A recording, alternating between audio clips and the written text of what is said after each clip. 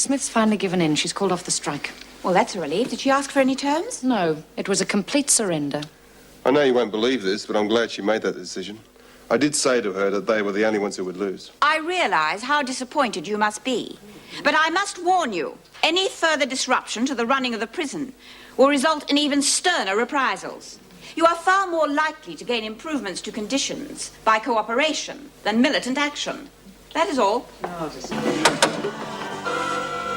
Michael Patrick O'Brien, also known as Mark Brendan. Placing you under arrest.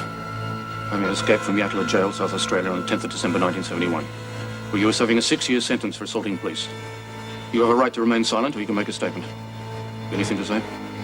No! All right, young man. Chrissy! No,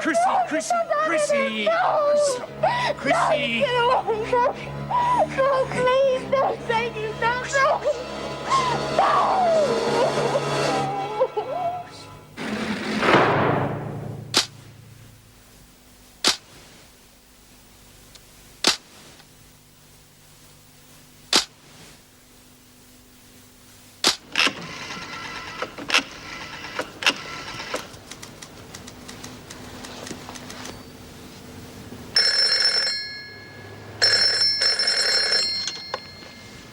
Meg Morris? Mrs. Morris, it's Chrissy. Look, Mick's been arrested and the cops are trying to get me for consorting. What's he done? Chrissy, slow down. What's happened? They reckon he escaped from jail. Well, it was years ago, Mrs. Morris, and they reckon I've got something to do with it. They're going to have me for harbouring and everything. Well, where are you? Right, I'll be right there. Now, don't say anything until I arrive. They're not entitled to question you without a representative. No, you won't lose your parole unless you're charged. You wait there till I come, all right? Chrissy? Yeah. All right, thanks. But please hurry, Mrs. Morris. No point standing there looking at it, ladies. That won't get it clean. Oh, I think I'm going to be sick. Me too. Yeah, I think it was the lunch. Bet they poisoned us just to get even. Now, come on. You should have thought about this before you dirtied it.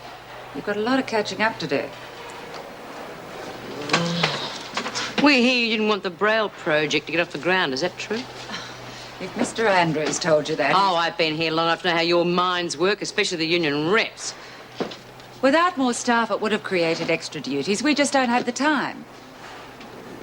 Oh, now, come on. You know the rules. An inmate can't be left alone with a tutor. You would have had to have been supervised by an officer or by Mr. Andrews. Yeah, except that you wouldn't do it.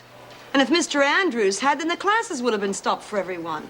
I'm not against projects for you. None of us are.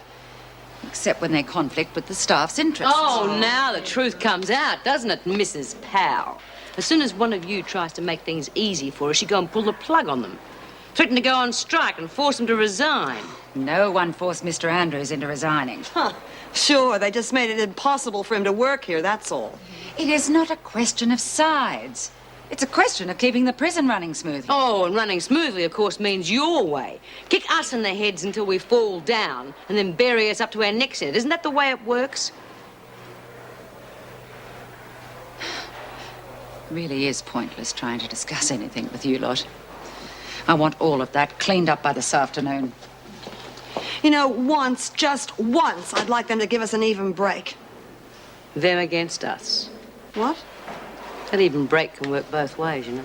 Oh, yeah, sure. We're going to lose. And that gives us one hell of a lot to fight with. I will take further action if there is more trouble and not before. You see, I can quite understand how the women are feeling. Because unlike some of my officers, I wanted those classes to succeed. If we'd had more senior officers available, we wouldn't have had to take a stand, Mrs. Davidson. I can tolerate almost anything from you, Vera, except hypocrisy.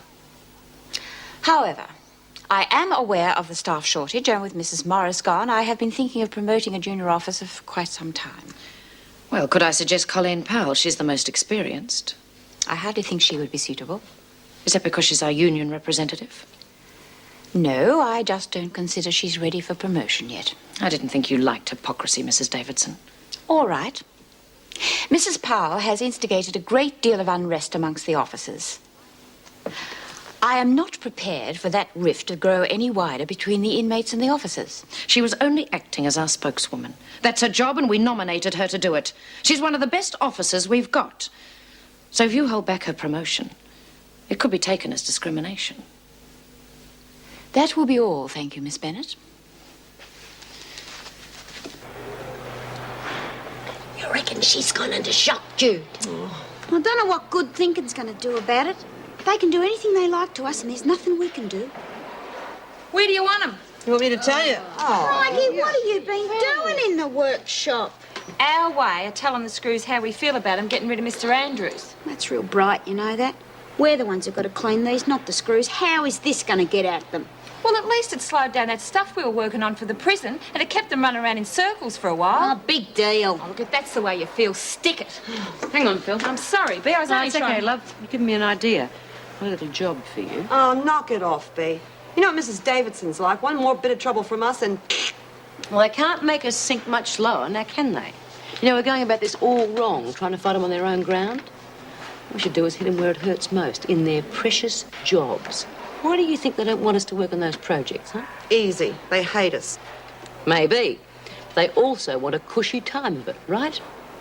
So what we do is we make them earn their pay.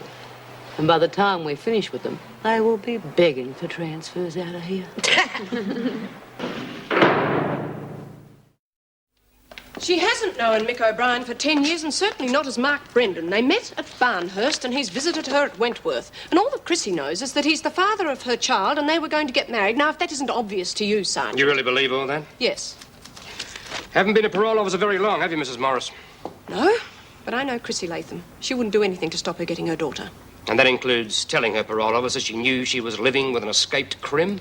You can't prove that she was aware of his past, Sergeant.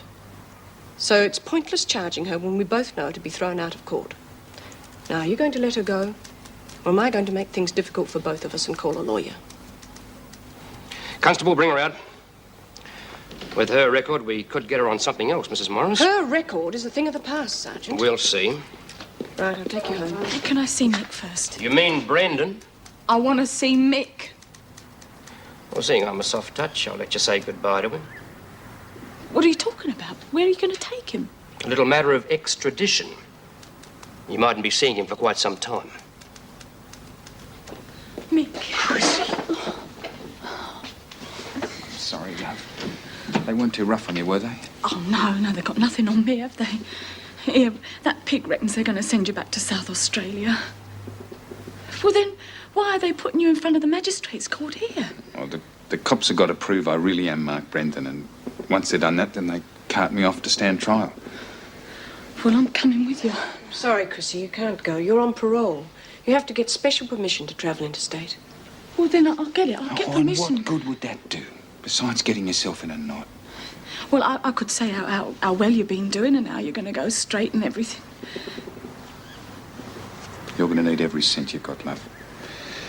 Anyhow, you might be the best reference I ever had, but well, I don't think the judge is going to see it like that. I'll have a word with the firm you've been working with. They should give you a character reference, and I'll add to it. Everything will help. Thanks, Mrs. Morris. Come on, love.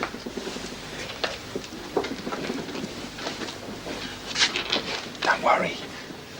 I only had 2 months to serve. They won't be hard on me. I'll probably be back in a couple of days and you'll be stuck with me forever.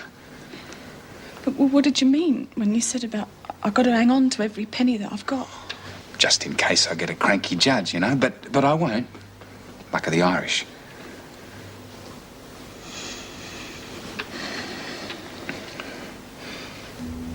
You mean a lot to me, Chrissy.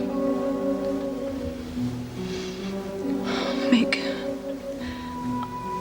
I never thought much of you at first, you know. I mean, I liked you and all of that. But I only said I was going to marry you because I thought I'd get my parole quicker, you know. I know. And you still said you wanted to marry me. I reckoned you was worth waiting for. I'm so glad you did, Mick. Just saying that I do get a bit of time. Do you reckon you might wait for me? I got used to having you around now, haven't I? Besides, you haven't finished Elizabeth's room yet, have you?